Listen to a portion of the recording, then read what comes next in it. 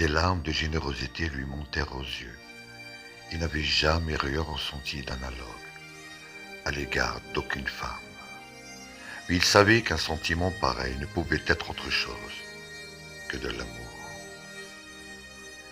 Des larmes coulèrent de ses yeux et dans sa pénombre il crut voir la forme d'un jeune homme debout sous un arbre. Lourd de pluie, d'autres formes l'environnaient. L'âme de Gabriel était proche des régions où séjourne l'immense multitude des morts. Il avait conscience, sans arriver à les comprendre, de leur existence falote tremblante.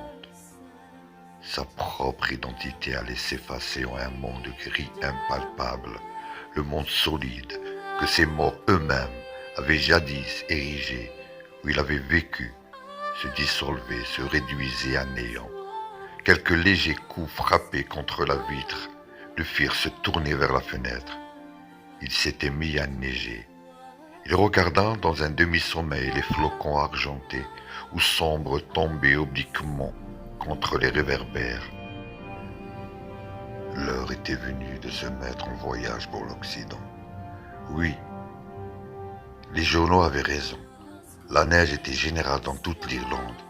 Elle tombait sur la plaine centrale et sombre sur les collines sans arbres, tombait mollement sur la tourbière d'Allen et plus loin à l'Occident, mollement tombée sur les vagues rebelles et sombres du Shannon.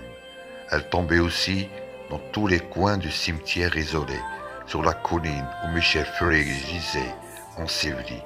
Elle s'était amassée sur les croix, tordues et les pierres tombales, sur les fers de lance de la petite Kiri, sur les broussailles dépouillées, son âme s'évanouissait peu à peu, comme il entendait la neige s'épandre faiblement sur tout l'univers, comme à la venue de la dernière heure sur tous les vivants et les morts.